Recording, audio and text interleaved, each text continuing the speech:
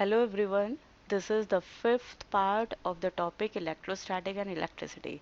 In this fifth part, this is the last part of the topic. In this part, we will learn Ohm's law and the combination of resistance. Ohm's law क्या होता है, statement इसका we will learn, और combination of resistance में combination मतलब resistance को आप कितने टाइप से जोड़ सकते हैं. एक होता है सीरीज कॉम्बिनेशन में आप अरेंज कर सकते हैं रेजिस्टेंस को, एक पैरेलल में, और एक मिक्स्ड अरेंजमेंट भी होता है. मिक्स अरेंजमेंट का जो फॉर्मुलाइजेशन है ये हरियाणा टेक्निकल बोर्ड के सिलेबस में नहीं है. आपके सिलेबस में केवल सीरीज और पैरेलल कॉम्बिनेशन है. So first of all we will learn what is Ohm's law. Ohm's law it state that at constant temperature या कोई भी फिजिकल कंडीशन अगर आप कांस्टेंट कर देते हैं, the current flowing through a conductor is directly proportional to the potential difference across it. इसका मतलब होता है कि किसी भी कंडक्टर, सपोज आपके पास कोई ये करंट कैरिंग वायर है, तो इसके दो एंड के बीच का जो पोटेंशियल है वो डायरेक्टली प्रोपोर्शनल होता है करंट के. ओके, प्रोपोर्शनल का साइन हटाएंगे तो एक कांस्टेंट लगेगा कैपिटल आर. इस कैपिटल आर को आप बोलते हैं रेजिस्टेंस. और ये जो लॉ है V is equal to R into I, या फिर आई इंटू आर भी इसको बोल सकते हैं, क्योंकि मल्टीप्लीकेशन में कम्यूटेटिव लॉ फॉलो करते हैं. तो ये बन जाता है आपका ओम्स लॉ का मैथमेटिकल स्टेटमेंट. तो ओम्स लॉ क्या कहता है? Ohm's law states that at constant temperature the current flowing through a conductor is directly proportional to the potential difference across the two end. तो आप क्या लिखेंगे? V is proportional to I. ये proportional का sign हटेगा तो we will get V is equal to R. Constant लगेगा. इस आर को आप बोलते हैं, are is a constant of proportionality called resistance. Resistance हमने पिछला वीडियो अगर आपने मेरा देखा होगा तो रेजिस्टेंस हमने उसमें डिफाइन किया था. Resistance is the property of conductor which opposes the flow of current through it, जिसमें जो कि करंट के फ्लो को अपोज करता है, रोकता है. तो Ohm's law this is very important for from the exam point of view. तो इसका स्टेटमेंट आपको लर्न करना है, और साथ में ये mathematical expression V is proportional to I. Voltage बढ़ेगा तो करंट भी बढ़ेगा, वोल्टेज कम होगा तो करंट भी कम हो जाएगा. तो स्टेटमेंट क्या हो जाएगा? At constant temperature the current flowing through a conductor is directly proportional to potential difference across the two ends of the conductor. V is proportional to I. Proportional का साइन हटेगा, constant आ जाएगा R. तो आपका जो law बन जाता है V is equal to R into I पढ़ दो, या फिर I इंटू आर हो जाएगा. ओके, और आर आपका क्या है? Constant of proportionality called resistance. इसके बाद नेक्स्ट टॉपिक हमारा है कॉम्बिनेशन ऑफ रेजिस्टेंस. जैसा कि मैंने आपको बताया था, कॉम्बिनेशन आपका तीन टाइप से होता है.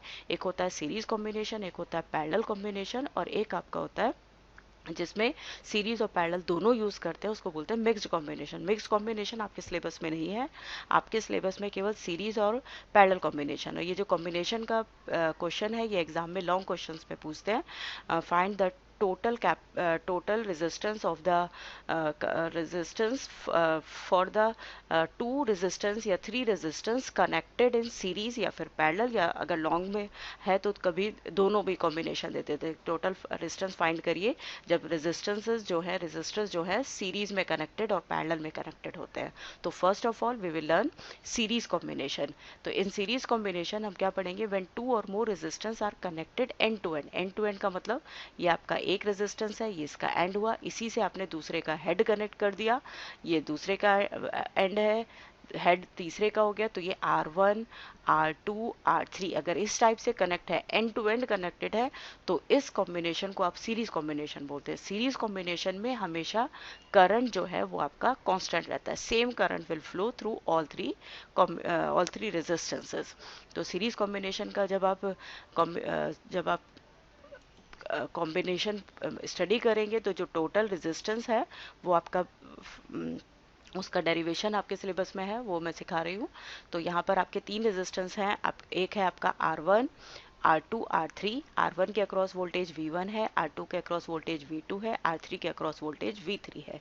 एक की लगी है कि अगर ऑन है तो करंट फ्लो होगा. टोटल करंट I है, तो R1 R2 R3 तीनों के बीच में तीनों में सेम करंट फ्लो होता है अगर रेजिस्टेंस आपके सीरीज में कनेक्ट होते हैं.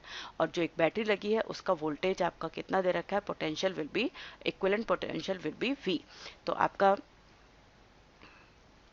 सर्किट के बारे में लिखा है. Let us consider three resistance R1 R2 R3 connected in series through which the same current flow. Same current का मतलब I करंट फ्लो हो रहा है तीनों रेजिस्टेंस में the potential across R1 R2 R3 will be V1 V2 and V3। R1 के across voltage V1 है, R2 के अक्रॉस वोल्टेज V2 है और R3 के अक्रॉस वोल्टेज V3 है।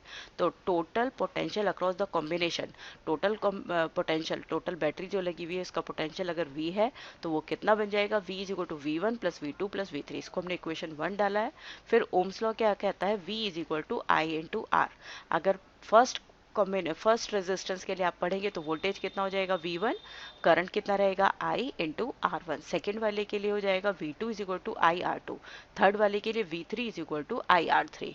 ठीक है, इसको मैं आपको डिराइव करके दिखाती हूँ बोर्ड पर।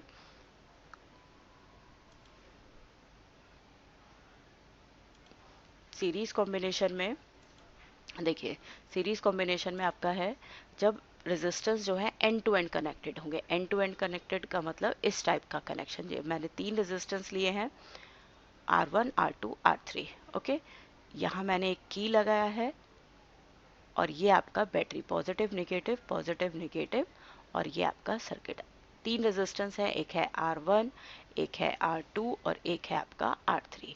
R1 के अक्रॉस वोल्टेज V1 है, R2 के अक्रॉस वोल्टेज V2 है और R3 के अक्रॉस वोल्टेज आपका V3 है। जब सीरीज कॉम्बिनेशन होता है तो करंट क्या रहेगा आपका, कांस्टेंट रहेगा। तो कितना करंट फ्लो हो रहा है, I current. In series combination current will remain constant.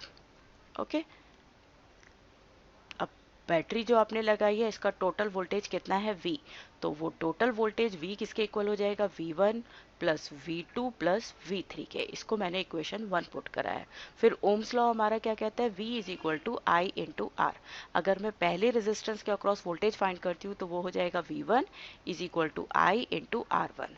Second के अक्रॉस वोल्टेज निकालेंगे तो V2 is equal to I into R2 और थर्ड के अक्रॉस वोल्टेज निकालेंगे तो V3 is equal to I into R3। तो सब में सारे रेजिस्टेंस R1 R2 R3 सब में करंट जो है वो कांस्टेंट है, दैट इज I। सीरीज में करंट आपका कांस्टेंट होता है। अब ये सारी वैल्यू V1 V2 V3 की वैल्यू आप कहाँ पुट करेंगे, इक्वेशन 1 में। तो we will get V is equal to, V की जगह मैं ओम्स लॉ से IR लगा दूंगी। तो V की जगह मैंने IR लगाया है, तो आपका IR इज इक्वल टू बन जाएगा, IR is equal to V1 की वैल्यू पुट करूंगी आई R1 प्लस V2 की वैल्यू पुट करूंगी आई R2 प्लस V3 की वैल्यू पुट करूंगी आई R3। यहाँ से राइट हैंड साइड से मैं I कॉमन लूंगी और ब्रैकेट में आ जाएगा R1 plus R2 plus R3 और यहाँ I R is equal to, I से आई दोनों साइड कैंसिल हो जाएगा। अगर रेजिस्टेंस आपके सीरीज में है तो total resistance of the total या equivalent resistance of the combination of 2 और 3 resistance will be equal to the sum of all 3 resistance. जितने भी रेजिस्टेंस कनेक्ट हुए हैं उन सबके अलजेब्रिक सम के इक्वल आएगा टोटल रेजिस्टेंस। ठीक है, ये डेरिवेशन है। नेक्स्ट है आपका पैरेलल कॉम्बिनेशन। पैरेलल कॉम्बिनेशन, हाँ, parallel combination when two or more resistances are connected such that the potential difference remains constant। Parallel combination में पोटेंशियल डिफरेंस मतलब V जो है आपका क्या रहेगा, कांस्टेंट। सीरीज कॉम्बिनेशन में करंट कांस्टेंट रहता है और पैरेलल कॉम्बिनेशन में वोल्टेज कांस्टेंट रहता है। They are set to be connected in parallel. सब रेजिस्टेंस के एक एंड एक पॉइंट पर कनेक्ट होंगे और दूसरे एंड दूसरे पॉइंट पर कनेक्ट होंगे, तो ये कॉम्बिनेशन कहलाएगा आपका पैरेलल। यहाँ पर आपने 3 रेजिस्टेंस लिए R1 R2 R3, सबके अक्रॉस वोल्टेज कांस्टेंट रहेगा, दैट विल बी V। और यहाँ इस पॉइंट पर आके करंट जो है 3 पार्ट्स में डिवाइड हो रहा है। R1 में जा रहा है I1 करंट, R2 रेजिस्टेंस में जाएगा I2 करंट और R3 में जाएगा I3। तो इस सर्किट डायग्राम से we can see the total current I is equal to I1 plus I2 plus I3। इसको भी मैं आपको बोर्ड पे एक्सप्लेन करके सॉल्व करके शो करती हूँ अभी। ओके, पैरेलल कॉम्बिनेशन में आप क्या होता है, वोल्टेज कांस्टेंट रहता है। पैरेलल कॉम्बिनेशन का मैं डायग्राम बना रही हूँ। This is parallel combination of the resistance. 3 resistance मैंने लिए हैं। ओके, यहाँ मैं एक की कनेक्ट करूंगी और एक आपकी बैटरी कनेक्ट करूंगी। ओके, ये रेजिस्टेंस R1 है, ये रेजिस्टेंस R2 है और दिस रेजिस्टेंस R3। और टोटल वोल्टेज जो है जितना वोल्टेज बैटरी के अक्रॉस होगा, तीनों के अक्रॉस वोल्टेज क्या रहेगा, सेम। पैरेलल कॉम्बिनेशन में वोल्टेज आपका क्या रहता है, सेम रहेगा। ओके, अब करंट, आई करंट फ्लो कर रहा है, तो ये आई जो करंट है इस पॉइंट पर आके तीन पार्ट्स में स्प्लिट हो जाएगा, R1 में जाएगा, R2 में जाएगा और R3 में जाएगा। I1 करंट जो R1 में फ्लो होगा, I2 करंट R2 में फ्लो होगा और I3 current will flow in R3। फिर से ये तीनों इस पॉइंट पर आके कंबाइन हो जाएंगे and we will get the total current I। तो from circuit diagram we can see total current I is equal to the sum of current through the individual resistance. This is I3. Okay, I1 is equal to I is equal to I1 plus I2 plus I3।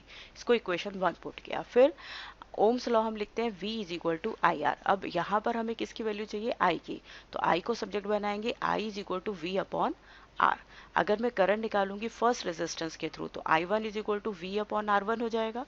Second resistance के through current find करेंगे तो बन जाएगा V upon R2। Voltage same रहेगा, तीनों resistance R1 R2 R3 के across voltage same रहेगा।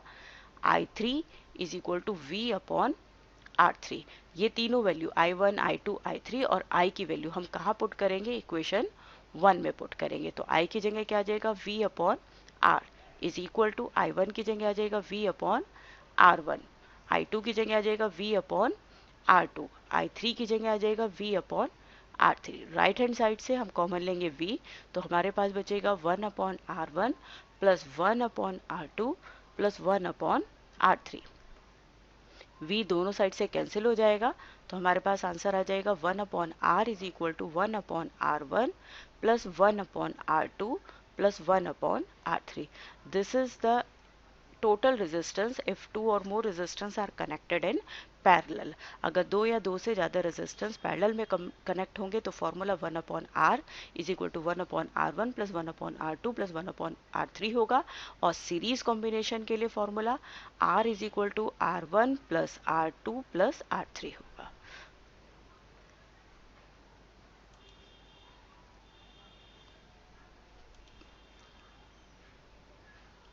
Series combination और पैरेलल कॉम्बिनेशन हमने दोनों एक्सप्लेन कर दिए।